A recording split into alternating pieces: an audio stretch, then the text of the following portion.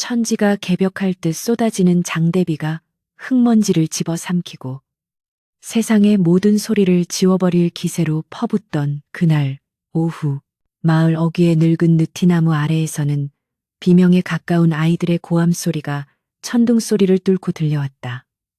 죽여라. 이 징그러운 유물을 당장 돌로 쳐서 죽여.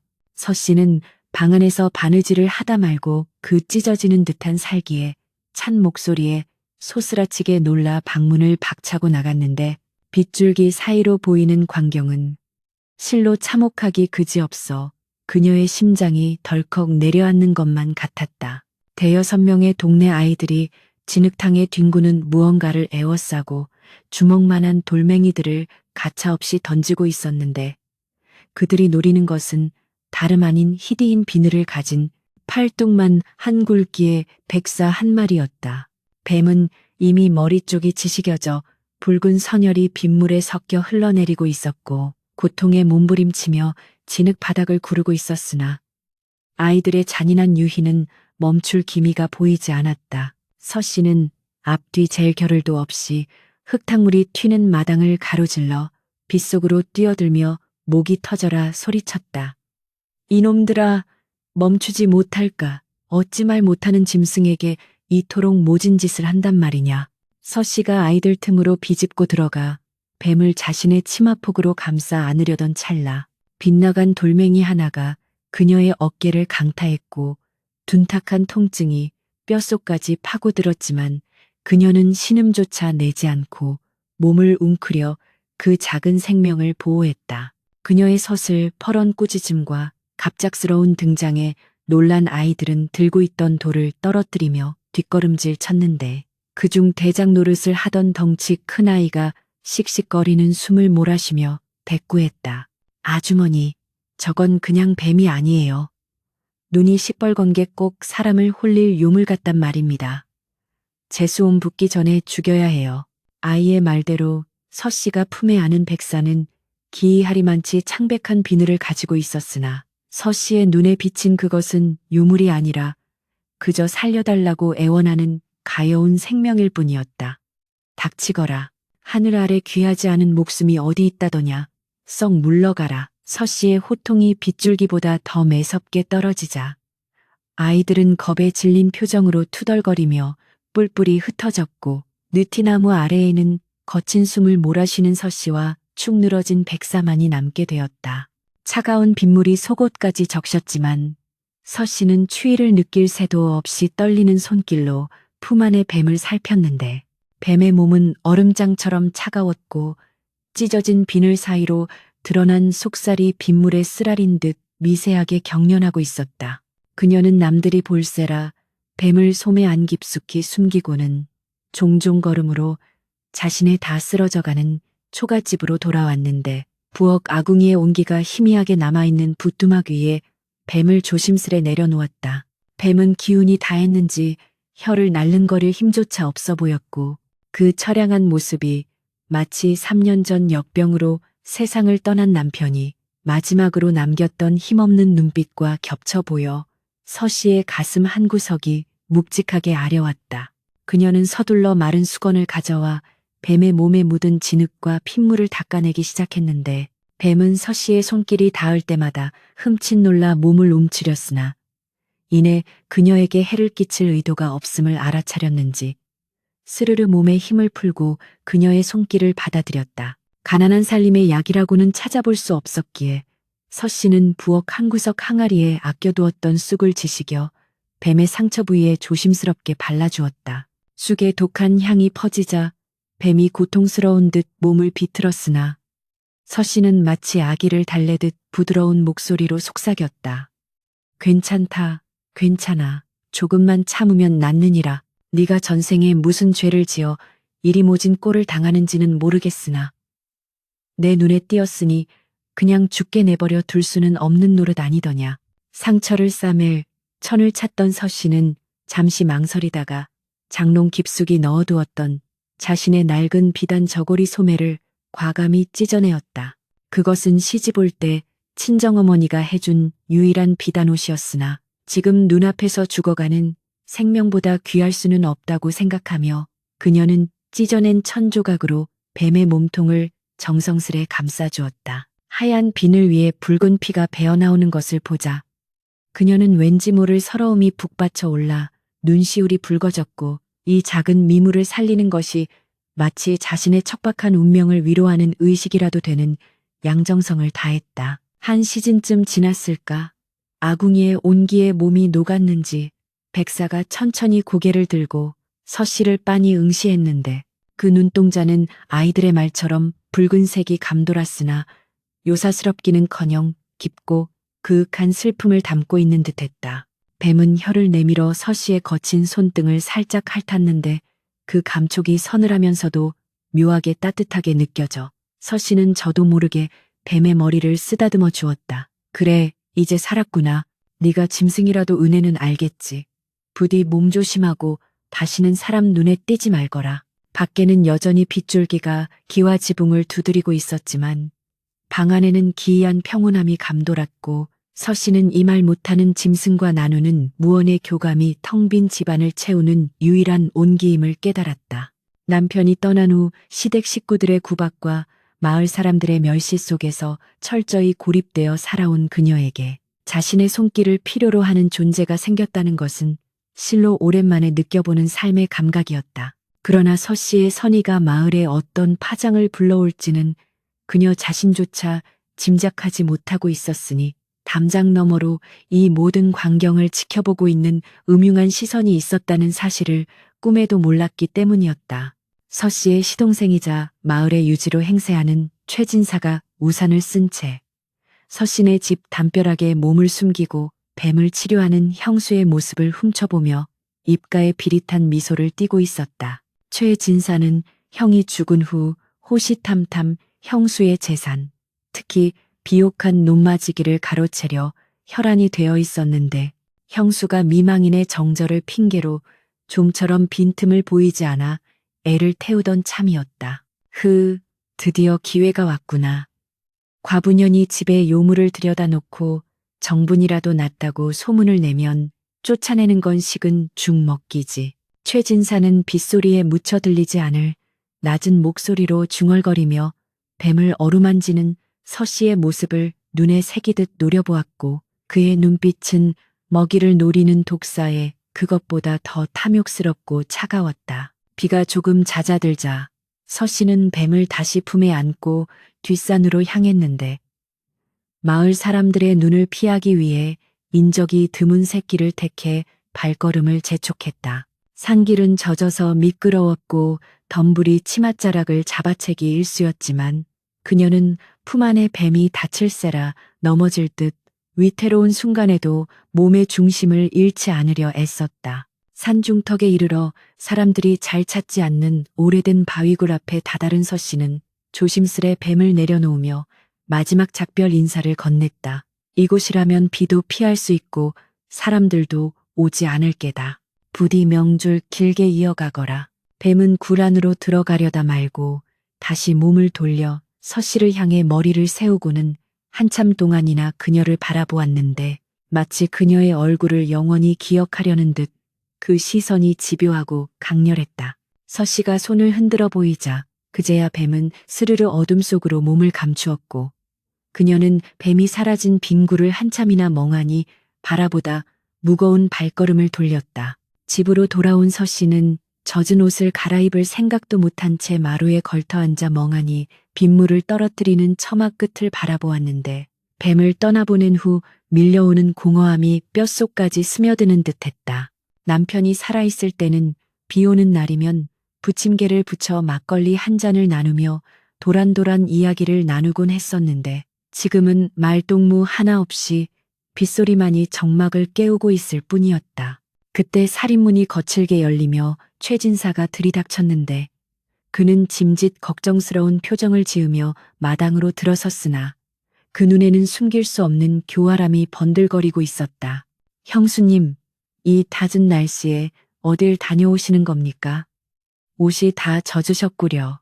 최진사의 목소리는 끈적하고 불쾌하게 서씨의 귀를 파고들었고 서씨는 본능적으로 몸을 움츠리며 경계심을 드러냈다. 도련님께서 여긴 어인일이십니까? 비도 오는데 그만 돌아가시지요. 서 씨의 냉랭한 대답에도 최진사는 아랑곳하지 않고 마루 위로 성큼 올라서며 흙 묻은 신발로 서 씨의 꼿꼿한 자존심을 짓밟듯 마루장을 쿵쿵 울렸다. 어인일이라니요. 형수님이 걱정되어 온 사람에게 너무 매정하십니다. 헌데 방금 뒷산 쪽에서 내려오시는 걸 본 사람이 있다던데 혹시 산에 숨겨둔 서방님이라도 만나고 오시는 길입니까? 최진사는 비아냥거리는 말투로 서 씨의 속을 긁어놓았고 서 씨는 기가 막혀 말문이 막히는 듯 입술을 파르르 떨었다.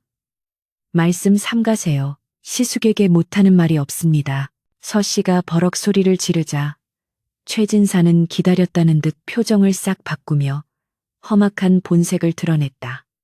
못할 말이라. 내 두 눈으로 똑똑히 보았소. 형수님이 그 징그러운 백사를 품에 안고 젖을 물릴 듯이 애지중지하는 꼴을 말이오. 요물을 집안에 들이는 것도 모자라 산에다 숨겨두고 키우다니. 이게 제정신 박힌 여편네가 할 짓이오? 최진사의 고함 소리가 좁은 마당을 쩌렁쩌렁 울렸고 서 씨는 자신의 선행이 이토록 추악한 모함으로 돌아온다는 사실에 피가 거꾸로 솟는 듯한 분노와 억울함을 느꼈다. 최진사는 서 씨가 반박할 틈도 주지 않고 몰아붙였는데 그의 계획은 치밀하고 악랄하여 서 씨가 빠져나갈 구멍을 미리 막아버리려는 심산이었다. 내일 당장 관아의 고에서 요물을 키우는 마녀가 있다고 알릴 것이요. 동네방네 소문을 내어 형수님이 이 마을에 발도 못 붙이게 만들 테니 그리 아시오. 조상님 뵐 면목이 있다면 당장 집문서 내놓고 조용히 떠나는 게 좋을 것이오. 최진사는 으름장을 놓고는 침을 새뱉고 뒤도 돌아보지 않고 나갔는데 그가 남기고 간 말들은 비수처럼 서 씨의 가슴에 꽂혀 빠지지 않았다. 서 씨는 털썩 주저앉아 하염없이 흐르는 눈물을 닦아내지도 못한 채 빗속을 응시했고 그녀가 구해준 뱀이 사라진 뒷산 쪽을 바라보며 이것이 과연 복이 될지 화가 될지 알 수 없는 불안감에 휩싸였다. 밤이 깊어지자 비는 그쳤지만 서 씨의 마음에는 더 크고 어두운 폭풍우가 몰아치고 있었으니 그녀는 불도 켜지 않은 차가운 방에 홀로 앉아 뜬 눈으로 밤을 지새웠다. 밖에서는 풀벌레 소리가 요란하게 울려 퍼졌지만 서 씨의 귀에는 오직 최진사의 협박과 마을 사람들의 수근거림만이 환청처럼 들려와 머리가 깨질 듯 아파왔다. 그녀는 문득 자신이 찢어 뱀에게 감아주었던 비단 옷감을 떠올리며 그 붉은 피와 흰 비늘의 강렬한 대비가 자신의 앞날을 예고하는 불길한 징조가 아니기를 간절히 기도했다. 하지만 운명의 수레바퀴는 이미 구르기 시작했고 뱀을 구한 그 순간부터 서 씨의 삶은 걷잡을 수 없는 경랑 속으로 빠져들고 있었음을 어둠 속에 숨죽인 채 그녀를 지켜보는 또 다른 눈동자가 있음을 그녀는 아직 알지 못했다. 날이 밝으면 최진사가 퍼뜨린 소문이 독버섯처럼 마을 전체로 퍼져나갈 것이 뻔했고 서 씨는 자신을 지켜줄 울타리가 아무것도 없다는 무력감에 치를 떨었다. 그녀는 부엌으로 가서 식은 밥 한 덩이를 물에 말아 억지로 목구멍으로 넘기며 생각했다. 내가 죽는 한이 있어도 이 집과 땅을 저 탐욕스러운 자에게 넘겨줄 수는 없다. 남편이 피땀 흘려 일군 터전이다. 서 씨의 눈매가 매섭게 변하며 결연한 의지가 서리기 시작했는데 그것은 벼랑 끝에 몰린 짐승이 내보이는 최후의 저항과도 같은 것이었다. 과연 그 미물인 뱀이 서 씨의 이러한 절박한 사정을 알고나 있을지 아니면 그저 숲속 어딘가에서 상처를 핥으며 자신의 생존만을 도모하고 있을지 아무도 알 수 없는 밤은 그렇게 깊어만 갔다. 그러나 인과응보의 법칙은 인간의 눈에 보이지 않는 곳에서 조용히 그리고 확실하게 그 그물을 짜고 있었으니 서 씨가 베푼 자비는 결코 허공으로 흩어지는 메아리가 아니었다. 날이 밝아오자 마을 우물가에는 물을 기르러 나온 안악들의 수근거림이 아침 안개처럼 자욱하게 퍼져나갔는데 그 목소리에는 서 씨를 향한 멸시와 두려움이 독버섯 포자처럼 섞여 있었다. 들었는가? 어제 서씨 과부가 뒷산에다 뱀 귀신을 풀어줬다지 뭔가. 어머, 끔찍해라. 최진사 때 카인이 그러는데 그 뱀이 사람 말을 알아듣고 눈에서는 시퍼런 불을 뿜더라는구먼. 서씨가 밤마다 그 뱀을 끼고 잠을 잔다는 소문도 있어. 근거 없는 낭설은 입에서 입으로 전해지며 살을 붙이고 뼈를 세워 어느새 서씨는 마을의 재앙을 불러오는 요사스러운 마녀가 되어 있었다. 서씨가 물동이를 이고 우물가에 나타나자 한창 떠들던 안악들은 마치 약속이라도 한 듯 입을 다물고 싸늘한 시선을 보내며 슬금슬금 뒷걸음질 쳤다. 평소 형님, 형님 하며 따르던 칠성내조차 서씨가 다가가려 하자 황급히 물동이를 챙겨 달아나듯 자리를 피했으니 서씨는 그들의 등 뒤에 대고 아무 말도 하지 못한 채 씁쓸한 입맛만 다실 뿐이었다. 우물물에 비친 자신의 얼굴은 야위고 초라하기 그지없었으나 그 눈빛만큼은 결백함을 주장하듯 형형하게 빛나고 있었다. 마을 장터에 나가봐도 사정은 마찬가지였으니 서씨가 곡식이라도 조금 바꾸려 쌀가게에 들르면 주인이 소금을 뿌리며 문전박대하기 일쑤였다. 재수없게 유물어미가 아침부터 어딜 기어들어와 썩 나가지 못해? 곡식가게 주인 박서방은 최진사에게 뒷돈을 받은 것이 분명한 듯 과장된 몸짓으로 서씨를 내쫓았고 장터의 사람들은 그 광경을 구경거리 삼아 혀를 찼다. 서씨는 치마폭을 꽉 움켜쥐며 치밀어 오르는 설움을 삼켰는데 굶주림보다 더 참기 힘든 것은 억울한 누명과 이웃들의 냉대였다. 그녀는 빈 바구니를 든 채 터덜터덜 집으로 돌아올 수밖에 없었고 뒤에서는 아이들이 돌멩이를 던지며 뱀 신부 하고 놀려대는 소리가 귓가를 맴돌았다. 대문을 걸어 잠그고 마당에 들어서자마자 서씨는 참고 참았던 울음을 터뜨리고 말았는데 그 소리가 얼마나 처절한지 지나가던 까마귀조차 놀라 날아갈 정도였다. 최진사의 흉계는 여기서 멈추지 않고 더욱 교묘하고 악랄하게 서씨의 숨통을 조여오기 시작했다. 그는 마을 촌장과 관아의 이방을 기생집으로 불러내어 거나하게 술판을 벌이고는 은근슬쩍 서씨에 대한 험담을 늘어놓으며 자신의 탐욕을 정당화했다. 허허, 형수가 젊은 나이에 혼자 되더니 외로움을 못 이겨 결국 사단이 난 게지요. 요물에 홀려 집안 말아먹는 건 시간 문제 아니겠습니까? 제가 그 집안의 장자로서 조상님 뵐 면목이 없어 이리 애를 태우는 겁니다. 이방은 최진사가 찔러주는 두툼한 엽전 꾸러미를 소매 속에 챙겨 넣으며 비릿한 웃음을 흘렸다. 아묘, 진사 어른 말씀이 100번 지당하십니다. 마을의 안녕을 위해서라도 그런 불길한 징조는 미리 싹을 잘라야지요. 관에서도 주시하고 있으니 너무 염려 마십시오. 관아의 힘까지 등에 업은 최진사는 이제 거리낄 것이 없다는 듯 의기양양하게 웃어 제꼈고 그 웃음소리는 서씨의 불행을 예고하는 장송곡처럼 들려왔다. 서씨의 집 쌀독은 바닥을 드러낸 지 오래였고 백감마저 떨어져 방바닥은 냉골이나 다름없었다. 그녀는 뒷마당 텃밭에서 시들한 배추 몇 포기를 뽑아다가 소금국을 끓여 근근히 끼니를 때웠는데 그마저도 며칠 가지 못할 양이었다. 밤이 되면 허기가 백가죽을 긁어대는 통에 잠을 이루기 힘들었고 채한 집 안을 채우는 바람소리가 마치 귀신의 울음소리처럼 들려 공포감마저 밀려왔다. 그러던 어느 날 밤 칠흑 같은 어둠 속에 부엌 쪽에서 부스럭거리는 소리가 들려왔다. 서씨는 혹시 도둑이라도 들었나 싶어 콩닥거리는 가슴을 부여잡고 호롱불을 켜들고 부엌으로 나갔다. 누구요? 훔쳐갈 것도 없는 집에 도둑이라니. 서씨의 목소리는 가늘게 떨리고 있었으나 손에 든 부직갱이만은 꽉 쥐고 있었다. 그러나 부엌 아궁이 밑에서 모습을 드러낸 것은 도둑이 아니라 며칠 전 그녀가 구해주었던 그 백색 뱀이었다. 뱀은 아궁이에 남은 온기를 찾아 들어왔는지 제투성이 속에 공리를 틀고 있었는데 서씨가 불을 비추자 고개를 들고 그녀를 빤히 쳐다보았다. 아니, 네가 여긴 어쩐 일이냐? 산으로 돌아간 줄 알았는데. 서 씨는 놀라움과 반가움이 뒤섞인 탄성을 내뱉으며 뱀에게 다가갔다. 자세히 보니 뱀의 상처는 꽤 아물어 있었고 그녀가 감아주었던 비단 1000조각은 어디론가 사라지고 없었다. 뱀은 서 씨를 경계하지 않고 오히려 혀를 날름거리며 반가움을 표시하는 듯했고 그 모습이 마치 집 나갔던 자식이 돌아온 것처럼 애틋하게 느껴져 서 씨의 눈시울이 붉어졌다. 배가 고파서 왔느냐?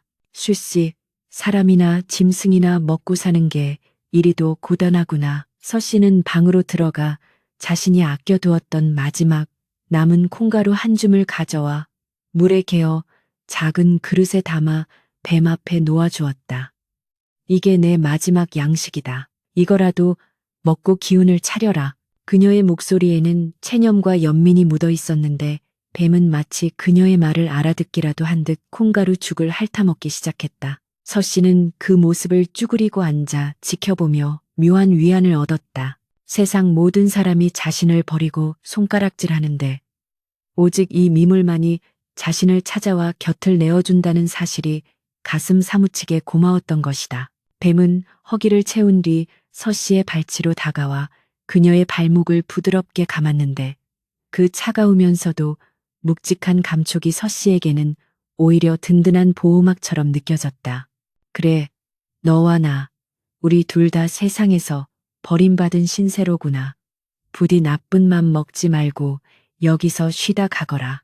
그날 밤, 서 씨는 뱀이 부엌을 지키고 있다는 생각에 실로 오랜만에 깊은 잠에 들 수 있었다. 다음 날부터 뱀은 밤마다 서 씨의 부엌을 찾아왔고 서 씨는 낮 동안 산에서 캤던 도라지나 갯뿌리 따위를 뱀과 나누어 먹었다. 기이하게도 뱀이 찾아온 이후로 서 씨의 마음속 공포는 차츰 사라지고 그 자리에 단단한 오기가 자리 잡기 시작했다.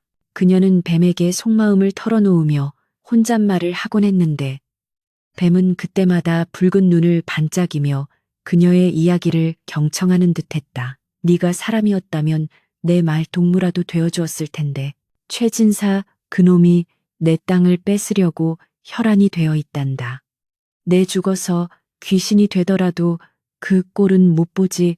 서 씨가 한탄을 하면 뱀은 찬찬 소리를 내며 마치 맞장구를 치거나 위로를 건네는 듯 반응했고 둘 사이에는 말로 설명할 수 없는 깊은 유대감이 싹트고 있었다. 그것은 단순한 짐승과 사람의 관계를 넘어선 생명을 나눈 존재들만이 가질 수 있는 영적인 교감이었다. 하지만 평온도 잠시, 최진사의 핍박은 더욱 노골적으로 변해갔다. 어느 날 오후 대문이 부서질 듯 걷어차이는 소리와 함께 최진사의 하수인들과 험상님은 건달들이 마당으로 들이닥쳤다. 그들은 흙발로 마루에 올라와 가재도구를 집어던지며 난동을 부렸고 서 씨는 공포에 질려 방구석으로 물러났다. 인연 아직도 안 나가고 버티는 게냐? 진사얼은 인내심을 시험하려 들지 마라. 우두머리로 보이는 곰보 자국난 사내가 서 씨의 면전에 침을 뱉으며 윽박질렀고 품에서 구겨진 종이 한 장을 꺼내 던졌다. 그것은 서 씨가 알아볼 수 없는 한자들이 적힌 문서였으나 그 내용이 무엇인지는 짐작하고도 남음이 있었다. 사흘 주겠다. 그 안에 짐 싸서 꺼지지 않으면 이 집구석을 불태워 버릴 테니 그리 알아. 관아에서도 묵인해 주기로 했으니 어디 가서 하소연할 생각도 말라고. 건달들이 휩쓸고 지나간 자리는 폐허나 다름없었다. 깨진 장독대와 찢어진 문풍지, 짓밟힌 텃밭이 서 씨의 참담한 심정을 대변하고 있었다. 서 씨는 마당에 주저앉아 멍하니 부서진 살림살이를 바라보았는데 눈물조차 나오지 않을 만큼 기가 막혔다. 이제 그녀에게 남은 선택지는 쫓겨나 거지 신세가 되거나 집과 함께 불타 죽거나 둘 중 하나였다. 그때 부서진 부엌 문틈 사이로 하얀 그림자가 슥 지나가는 것이 보였다. 뱀이었다. 뱀은 낮인데도 불구하고 모습을 드러내어 난장판이 된 마당을 천천히 가로질러 서 씨에게 다가왔다. 햇빛을 받은 비늘이 섯을 펄은 칼날처럼 빛났고 그 눈빛은 예전의 온순함 대신 서늘한 살기를 품고 있었다. 뱀은 서 씨의 무릎 위로 올라와 내리를 틀고는 건달들이 사라진 대문 쪽을 향해 머리를 쳐들고 날카로운 소리를 내질렀다. 쉬익, 쉬익. 그 소리는 마치 쇠를 긁는 듯 소름 끼치게 들려왔는데 서씨는 그것이 뱀이 내는 분노의 소리임을 직감했다. 너도 화가 나느냐? 나도 억울하고 원통해서 미칠 것만 같구나. 서씨가 뱀의 머리를 쓰다듬자 뱀은 다시 그녀를 바라보며 진정하라는 듯 혀로 그녀의 손가락을 감쌌다. 그 순간 서씨의 뇌리에 스치는 생각이 있었으니 이 미물이 단순히 밥을 얻어먹으러 오는 것이 아니라 자신을 지키려 하고 있다는 확신이었다. 그래, 죽더라도 내 집에서 죽겠다. 저들이 불을 지르면 같이 타 죽는 한이 있어도 물러서지 않으마. 서씨는 뱀을 품에 안고 일어서며 입술을 깨물었다. 그녀의 눈빛은 더 이상 나약한 과부의 것이 아니었다. 그것은 벼랑 끝에서 돌아선 자만이 가질 수 있는 도끼와 비장함으로 가득 차 있었다. 밤이 깊어지자 마을은 쥐 죽은 듯 조용해졌지만 최진사의 사랑방에는 불이 꺼지지 않고 있었다. 최진사는 곰보 사내와 마주 앉아 술잔을 기울이며 비열한 작당 모의를 하고 있었다. 형수가 순순히 나갈 위인이 아니야. 겁을 좀 줘서 내보내려 했는데 영독한 년이란 말이지. 최진사가 혀를 차며 말하자 곰보 사내는 비열한 웃음을 지으며 대답했다. 걱정 마십시오. 나리. 오늘 밤에 본보기를 좀 보여주겠습니다. 집에다 불을 살짝만 질러도 놀라서 도망가지 않고 배기겠습니까? 도망가는 길에 저희 애들이 기다리고 있다가 먼 곳으로 쫓아버리거나 쥐도 새도 모르게 처리하면 그만입니다. 역시 자네만 믿네. 실수 없게 하게나. 내일 아침이면 저 땅 문서가 내 손에 들어오겠군. 두 사람의 웃음소리가 밤 공기를 타고 음산하게 울려 퍼졌고 하늘에는 먹구름이 몰려와 달빛마저 가리고 있었다. 같은 시각 서씨의 집 부엌 아궁이 밑에서는 기이한 변화가 일어나고 있었다. 뱀이 전리를 틀고 있던 자리에서 푸르스름한 광채가 새어나오기 시작하더니 뱀의 몸집이 조금씩 아주 조금씩 커지며 비늘 사이사이가 벌어지는 듯한 소리가 들려왔다. 서씨는 불안한 마음에 잠을 이루지 못하고 뒤척이다가 방문 밖에서 들려오는 이상한 기운을 감지했다. 바람 소리도 아니고 벌레 소리도 아닌 땅바닥을 긁는 듯한 육중하고 둔탁한 진동이 집 전체를 미세하게 흔들고 있었다. 그것은 마치 잠들어 있던 거대한 존재가 기지개를 켜는 듯한 전조였으며 다가올 파국을 예고하는 폭풍 전야의 고요함을 깨트리는 신호탄이었다. 서씨는 방문을 열려다 말고 멈칫했다. 문 밖 어둠 속에서 무언가 거대하고 서늘한 기운이 자신을 압도하고 있음을 본능적으로 느꼈기 때문이었다. 과연 오늘 밤 이 초라한 초가집에서 무슨 일이 벌어질 것인가. 운명의 시간은 째깍째깍 다가오고 있었다. 쾅, 쾅, 우지끈. 마른 하늘에 날벼락이 떨어지는 듯한 굉음이 방바닥을 뒤흔들자 선잠에 빠져있던 서씨는 단말마의 비명을 지르며 이불을 박차고 일어났다. 심장이 턱끝까지 차올라 미친 듯이 곤두박질 치고 식은땀이 등줄기를 타고 흘러내렸는데 방 안은 칠흑 같은 어둠에 잠겨 있어 분간할 수 있는 것이라곤 창호지 문틈으로 새어 들어오는 희미한 달빛뿐이었다. 그러나 그녀의 공포를 자아낸 것은 외부의 침입자가 아니라 바로 방 안, 그것도 자신의 발치에서 벌어지고 있는 기이한 광경이었다. 평소 얌전하게 아궁이 곁을 지키던 백사가 마치 미치광이 춤이라도 추듯 꼬리로 방바닥을 사정없이 내리치고 있었는데 그 힘이 어찌나 센지 낡은 장판이 찢겨나가고 나무 바닥이 금방이라도 내려앉을 듯 위태롭게 울부짖고 있었다. 뱀의 몸통은 팽팽하게 부풀어 올라 있었고 어둠 속에서 번뜩이는 두 눈은 핏발선 붉은 안광을 쏘아대며 허공을 향해 맹렬한 백서 소리를 토해내고 있었다. 서씨는 덜덜 떨리는 손으로 호롱불을 켜려 했으나 뱀이 꼬리로 호롱을 쳐 날려버리는 바람에 기름이 쏟아지고 방 안은 매캐한 기름 냄새와 함께 더욱 짙은 어둠 속으로 가라앉고 말았다. 이게 무슨 병고란 말이냐. 진정하거라. 제발 진정해. 서씨가 다급하게 외치며 뱀을 달래려 손을 뻗었으나 뱀은 그녀의 손길을 거부하고 오히려 몸을 둥글게 말아 서씨를 구석으로 밀어붙이는 듯한 형세를 취했다. 그것은 공격이 아니었다. 마치 다가올 거대한 재앙으로부터 그녀를 보호하려는 듯 혹은 당장 이 방에서 나가라고 재촉하는 듯한 필사적인 몸부림이었다. 서씨는 뱀의 그 기이한 행동에서 등골이 오싹해지는 불길한 예감을 감지했고 본능적으로 방문 쪽으로 시선을 돌렸다. 바깥은 쥐 죽은 듯 고요했지만 그 정막은 폭풍이 몰아치기 직전에 숨 막히는 긴장감을 품고 있었으며 바람에 실려오는 냄새에는 비릿한 살기와 함께 코를 찌르는 역한 기름 냄새가 섞여 있었다.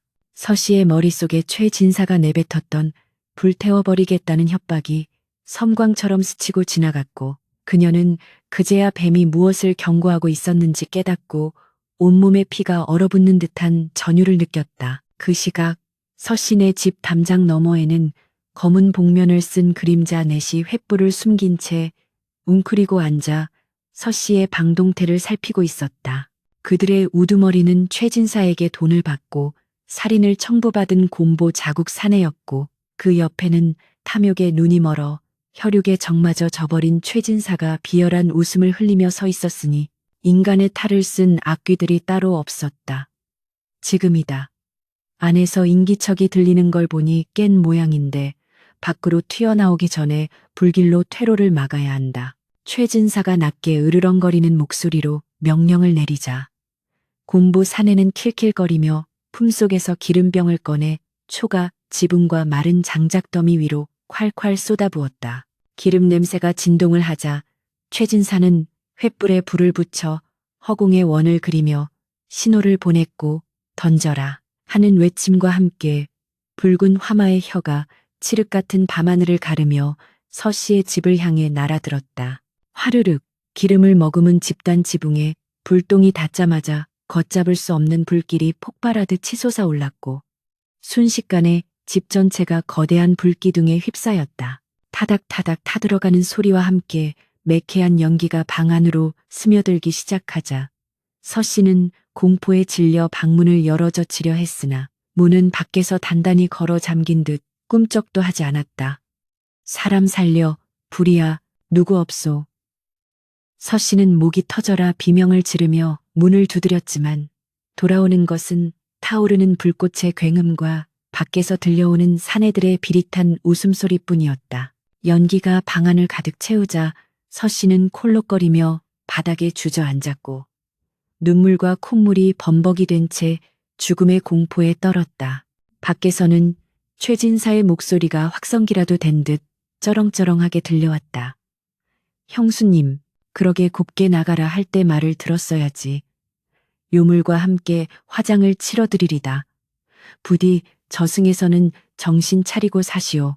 악마와도 같은 시동생의 조롱에 서씨는 절망과 분노로 온몸을 떨었다. 평생을 남편 뒷바라지와 시댁 봉양으로 바쳐온 자신의 삶이 고작 재산 몇 푼 때문에 이토록 비참하게 끝난다는 사실을 도저히 받아들일 수 없었다. 그녀는 매운 연기를 마시며 흐릿해지는 의식 속에서도 부엌 쪽을 바라보았는데 아까까지 요란하게 날뛰던 뱀이 이제는 문지방 위에 꼿꼿이 머리를 쳐들고 타오르는 불길을 정면으로 응시하고 있었다. 기이하게도 불길이 뱀에게 다가오자 주춤하듯 뒤로 물러나는 듯했고 뱀의 몸에서는 하얀 김이 피어오르며 방 안의 온도를 낮추는 듯한 서늘한 기운이 뿜어져 나오고 있었다. 서씨는 마지막 힘을 짜내어 뱀을 향해 기어가며 울부짖었다. 미안하다. 내가 너를 살리려다 오히려 너까지 죽게 생겼구나. 어서 도망가거라. 쥐구멍이라도 찾아서. 그러나 뱀은 도망갈 생각 따위는 추호도 없는 듯 오히려 불길이 가장 거센 방문 쪽으로 서서히 몸을 움직이기 시작했다. 그 순간 믿을 수 없는 일이 벌어졌다. 뱀의 몸을 감싸고 있던 비늘들이 일제히 곤두서며 챙하는 금속성 소리를 내기 시작했고 그 작은 몸집이 꽈드득 소리와 함께 비틀리며 급격하게 부풀어 오르기 시작한 것이다.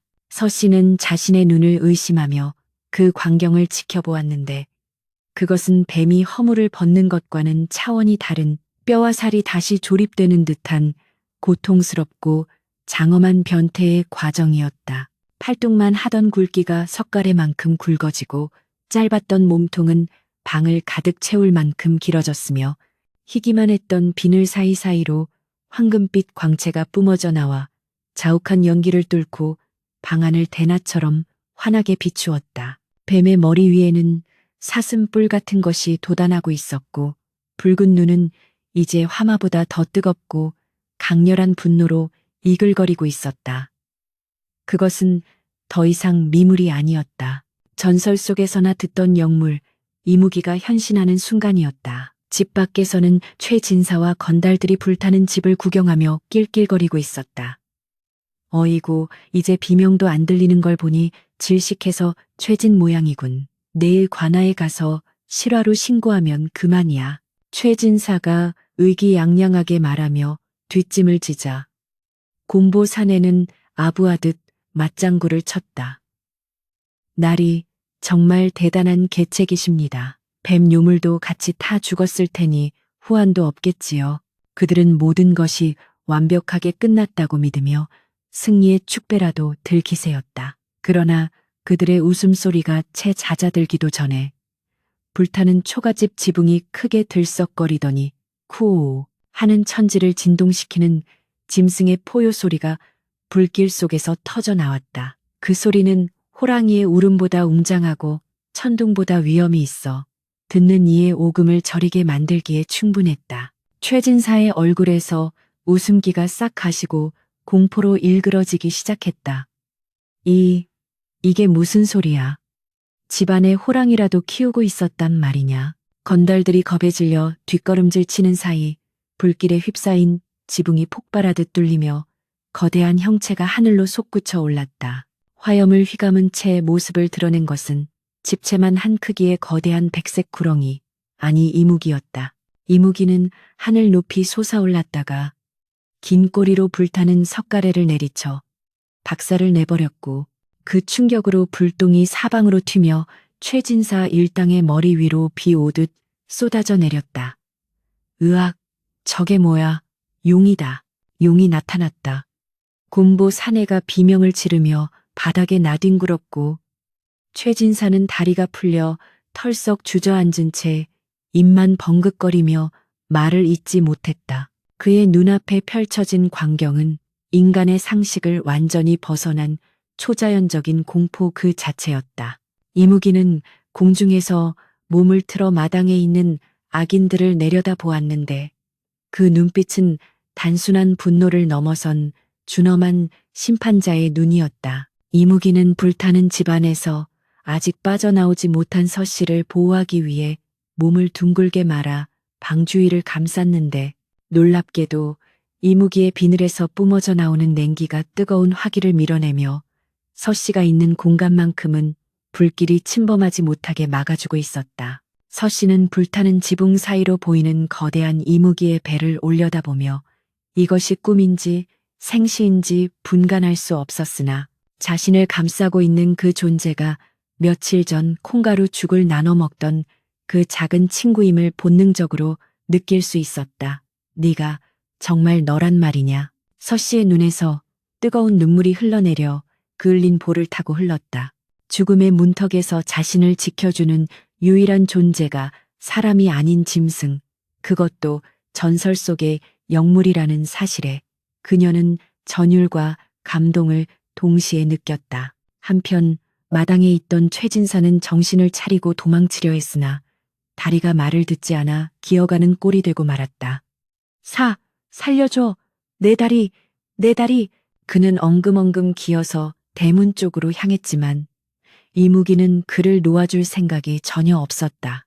이무기가 긴 꼬리를 채찍처럼 휘두르자 마당에 있던 아름드리 감나무가 단번에 부러져 대문을 가로막았고 도망치려던 건달들은 부러진 나무에 깔려 비명을 질러댔다. 퇴로가 막힌 최진사는 공포에 질려 오줌을 지리며 뒤를 돌아보았는데 그곳에는 거대한 이무기의 머리가 바로 코앞까지 내려와 그를 노려보고 있었다. 이무기의 입에서 뿜어져 나오는 뜨거운 입김이 최진사의 얼굴을 덮쳤고 그는 생애 처음으로 압도적인 힘 앞에 무력한 개미가 된 기분을 맛보았다. 그것은 단순한 짐승의 위협이 아니라 그가 저지른 모든 죄악에 대한 인과응보가 실체를 가지고 찾아온 순간이었다.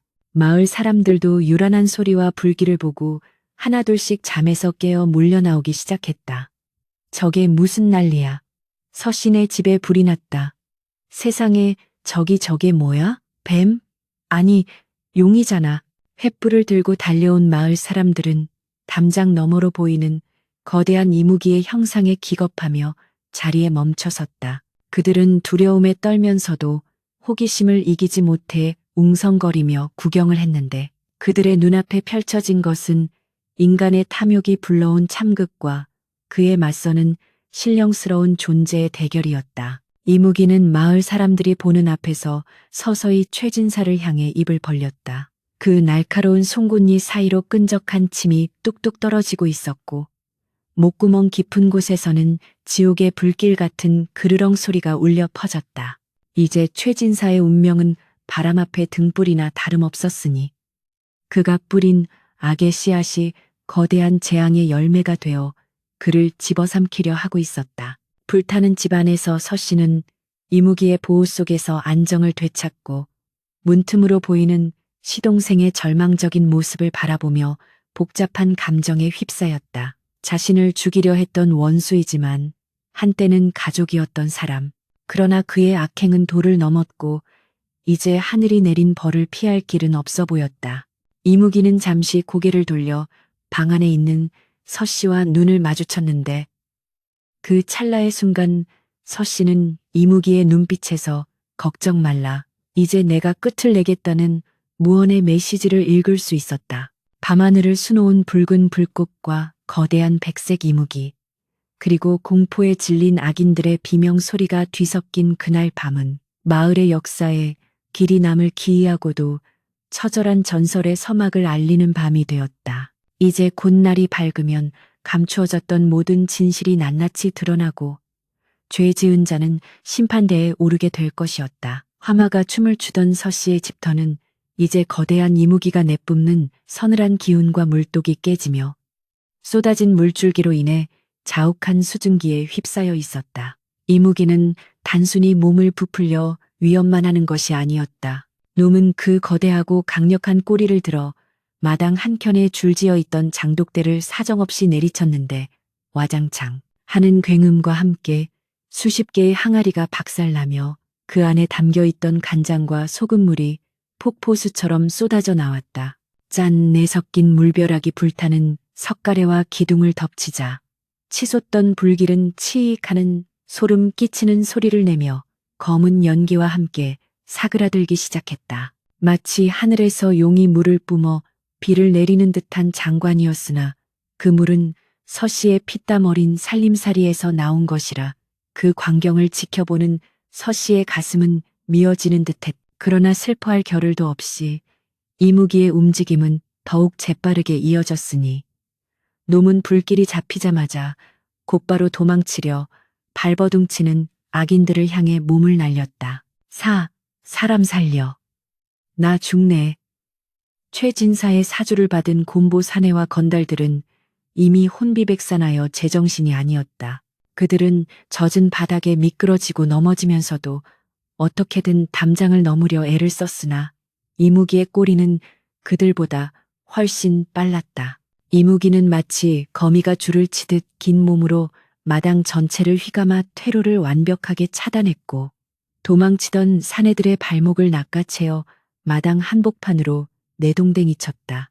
건달들은 서로 뒤엉켜 비명을 질러댔고 개중에는 공포를 이기지 못해 거품을 물고 기절하는 자도 있었다. 이제 남은 것은 주모자인 최진사뿐이었다. 그는 담장 구석에 처박혀 사시나무 떨듯 떨고 있었는데 이무기의 거대한 머리가 천천히, 아주 천천히 그에게 다가가자 그의 눈동자는 공포로 인해 뒤집힐 지경이었다. 이무기의 콧김이 닿을 거리가 되자 최진사는 바지에 오줌을 지리며 두 손을 싹싹 빌기 시작했다. 잘못했습니다. 용님, 아니 이무기님, 제발 목숨만은. 그때 마을 어귀에서 웅성거리던 사람들이 횃불을 들고 우르르 몰려왔다. 불길이 잡히고 괴수 소리가 잦아들자 용기를 내어 다가온 것이었다. 그들 중에는 마을의 촌장과 평소 최진사의 위세에 눌려 지내던 소장농들, 그리고 서씨를 욕하던 아낙네들도 있었다.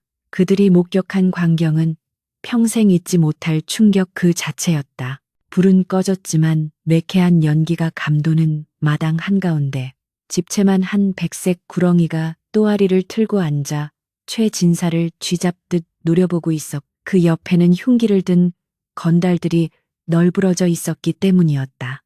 사람들은 숨소리조차 내지 못하고 그 압도적인 광경에 얼어붙어 있었는데 이무기는 사람들이 모인 것을 확인하자 마치 기다렸다는 듯 최진사의 허리춤을 꼬리로 휘감아 번쩍 들어 올렸다.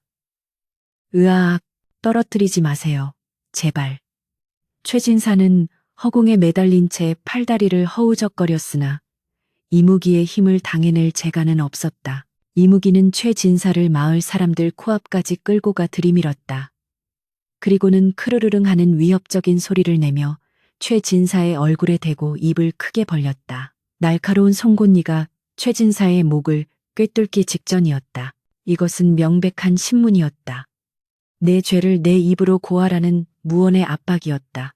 죽음의 공포 앞에 체면이고 뭐고 다 사라진 최진사는 사람들 앞에서 목이 터져라 비명을 지르며 횡설수설 자백을 쏟아내기 시작했다. 내가 그랬어. 내가 불을 지르라고 시켰어. 저 과부년. 아니, 형수님이 땅을 안 내놓아서 겁만 주려던 거였어. 죽이려던 건 아니었어. 그냥 쫓아내고 그 땅을 차지하려고. 으흐, 제발 살려줘. 최진사의 입에서 터져나온 추악한 진실은 밤 공기를 타고 마을 사람들의 귀에 또렷하게 박혔다. 사람들은 경악을 금치 못하며 웅성거리기 시작했다. 뭐라고? 요물이 아니라 최진사가 불을 질렀다고? 세상에 동생이 형수를 죽이려 했다니. 인면수심이 따로 없구먼. 최진사의 자백이 끝나자 이무기는 그를 바닥에 패대기 쳤다. 최진사는 진흙탕에 처박혀 꼴사납게 뒹굴었고 마을 사람들의 시선은 이제 두려움에서 경멸과 분노로 바뀌어 있었다. 그때 반쯤 무너진 안방문이 열리며 서씨가 비틀거리며 걸어 나왔다. 연기에 그을려 얼굴은 숯검정 투성이었고 옷은 찢어져 있었으나 그녀의 표정만은 어느 때보다 당당하고 엄숙했다. 서씨가 마당으로 나오자 그 거대하고 사납던 이무기가 거짓말처럼 머리를 낮추고 그녀에게 다가갔다. 사람들은 이무기가 서씨를 공격할까봐 숨을 죽였으나 이무기는 서씨의 어깨에 머리를 살짝 비비며 마치 강아지처럼 애교를 부리는 것이 아닌가. 서씨는 떨리는 손을 들어 이무기의 콧등을 쓰다듬으며 눈물을 글썽였다. 고맙다. 네가 내 목숨을 구하고 내 억울함을 풀어주었구나. 미물도 은혜를 알거늘 사람이 짐승만도 못하니 이를 어찌할꼬. 서씨의 탄식은 마을 사람들의 가슴을 날카롭게 찔렀다. 뱀 귀신이 들렸다며 마녀라며 손가락질했던 자신들의 어리석음이 부끄러워 고개를 들 수 없었다.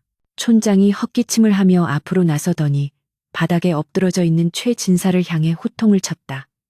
내 이놈, 양반의 탈을 쓰고 어찌 이런 천인공노 할 짓을 꾸몄단 말이냐. 관아의 이방과 결탁하여 형수를 모함하고 살인 방화까지 저지르다니. 내일날이 밝는 대로 관아에 고하여 네 죄를 엄히 물을 것이다. 촌장의 호통에 최진사는 대꾸할 힘도 없이 흐느끼기만 했고 곁에 있던 건달들은 이미 마을 장정들에게 포박당해 꼼짝 못하는 신세가 되었다. 최진사가 믿었던 권력도 돈도 이 신령스러운 존재 앞에서는 아무런 소용이 없었다. 오히려 그가 퍼뜨렸던 헛소문이 부메랑이 되어 그를 파멸의 구렁텅이로 몰아넣은 셈이었다. 이무기는 서씨와 마을 사람들 사이를 가로막으며 멜리를 틀고 앉아 누구도 감히 서씨에게 함부로 대하지 못하도록 위엄을 보였다. 그 황금빛 비늘은 달빛을 받아 신비롭게 빛나고 있었고 붉은 눈은 이제 분노가 아닌 고요한 지혜를 담고 있는 듯했다. 마을 사람들은 그제야 깨달았다. 서 씨가 데려온 것은 재앙을 부르는 요물이 아니라 지극한 효심과 선행에 감복하여 내려온 수호신이었음을. 칠성내가 눈물을 훔치며 서 씨에게 다가와 무릎을 꿇었다. 형님, 죽을 죄를 지었습니다. 내 귀가 얇아 몹쓸 소문을 믿고 형님을 괴롭혔으니 이 죄를 어찌 다 갚겠습니까? 칠성내의 사과를 시작으로 마을 안악들이 하나둘씩 다가와 서 씨의 손을 잡고 용서를 빌었다. 서 씨는 그들의 손을 뿌리치지 않고 묵묵히 받아주었는데 그 모습이 마치 고난을 이겨낸 보살과도 같아 보였다. 밤은 이제 물러가고 동쪽 하늘이 희끄무레하게 밝아오고 있었다. 폐허가 된 집터 위로 아침 햇살이 비치기 시작하자 이무기의 몸에서 뿜어져 나오던 광채는 더욱 찬란해졌다. 최진사와 일당들은 마을 사람들에게 끌려가 헛간에 가둬졌고 서 씨는 잿더미가 된 집을 바라보며 깊은 한숨을 내쉬었다. 집은 잃었으나 그녀는 더 큰 것을 얻었다. 그것은 잃어버렸던 이웃의 신뢰와 자신의 존엄, 그리고 무엇보다도 목숨을 걸고 자신을 지켜준 영물과의 교감이었다. 이무기는 밤새 긴장을 풀지 않고 서 씨 곁을 지키다가 날이 완전히 밝자 스르르 공리를 풀고 일어났다. 놈은 서 씨를 향해 깊이 고개를 숙여 절을 하듯 인사를 건넸는데 그 모습이 너무나 사람 같아 보는 이들로 하여금 경외심을 자아냈다. 이제 모든 오해가 풀리고 아기는 심판을 받게 되었으니 이무기가 해야 할 일은 끝난 셈이었다. 그러나 이야기는 여기서 끝나지 않았으니 이무기는 곧바로 산으로 돌아가지 않고 무너진 마루 밑을 향해 머리를 들이밀었다. 굵은 꼬리로 흙더미와 썩은 나무 기둥을 파헤치기 시작했는데 그 힘이 어찌나 센지 흙먼지가 사방으로 튀었다. 서 씨와 마을 사람들은 의아한 표정으로 그 광경을 지켜보았다. 저게 무슨 짓이지? 마루 밑에 쥐라도 잡으려는 건가? 웅성거림도 잠시 이무기가 흙 속에서 무언가를 입에 물고 끄집어내어 서 씨 발치에 툭 던져놓았다. 흙투성이가 된 낡은 항아리였다. 뚜껑이 깨져나간 항아리 속에서는 누런 광채가 번쩍이고 있었는데 서 씨가 조심스레 다가가 안을 들여다보니 그곳에는 엽전, 꾸러미와 함께 주먹만한 금괴들이 가득 들어 있었다. 아니, 이건 서 씨는 말을 잇지 못하고 입을 다물었다. 그것은 오래전 난리통에 시아버지가 숨겨두었다는 전설 속의 비상금이었는데 아무리 찾아도 나오지 않아 잊혀졌던 것이었다. 이무기는 그것이 그곳에 있다는 것을 어떻게 알았을까? 이무기는 재물 항아리뿐만 아니라 뒷마당 텃밭 구석을 파헤쳐 좋기 100년은 묵어 보이는 동자삼 몇 뿌리까지 캐내어 서 씨 앞에 늘어놓았다. 그것은 집을 잃고 살 길이 막막해진 은인에 대한 이무기의 마지막 배려이자 그동안의 보살핌에 대한 확실한 보은이었다. 마을 사람들은 입이 떡 벌어져 감히 탐낼 생각조차 하지 못했다. 그 재물은 하늘이 아니 영물이 점지해준 서 씨의 몫이라는 것이 명백했기 때문이었다. 최진사가 그토록 탐내던 형수의 재산이 사실은 땅 문서가 아니라 이 낡은 집터 아래 묻혀 있었다는 사실은 참으로 얄고는 운명의 장난이었다. 서 씨는 금괴와 산삼을 바라보다가 다시 이무기를 쳐다보았다. 이무기의 눈빛은 이것으로 족하다. 부디 잘 살거라라고 말하는 듯 평온하고 따뜻했다. 이제야 비로소 서 씨의 얼굴에 옅은 미소가 번졌다. 그것은 기나긴 고통의 터널을 지나온 사람만이 지을 수 있는 해탈과 감사의 미소였다. 금은보화가 가득 담긴 항아리와 영롱한 빛을 내는 산삼들이 아침 햇살 아래 그 자태를 드러내자 마당에 모인 사람들은 숨조차 제대로 쉬지 못하고 그 광경을 경외감 어린 눈으로 바라보았다. 그것은 단순히 횡재가 아니라 하늘이 내린 상이자 미물이 인간에게 전하는 지극한 마음의 결정체였다. 서 씨는 떨리는 손으로 항아리를 어루만지며 이무기를 올려다보았는데 이무기의 붉은 눈동자는 이제 불타는 분노 대신 깊고 고요한 호수처럼 평온해져 있었다. 놈은 자신의 임무를 완수했다는 듯 서씨를 향해 다시 한번 머리를 조아리고는 천천히 몸을 돌려 하늘을 향해 고개를 쳐들었다. 그러자 맑게 개었던 하늘에서 갑자기 오색찬란한 구름이 몰려들기 시작했고 어디선가 청아한 피리 소리와 같은 바람 소리가 들려와 사람들의 귓가를 울렸다. 이무기의 몸을 감싸고 있던 비늘들이 햇빛을 받아 눈부시게 반짝이더니 그 거대한 몸체가 마치 연기처럼 가벼워지며 서서히 공중으로 떠오르기 시작했다.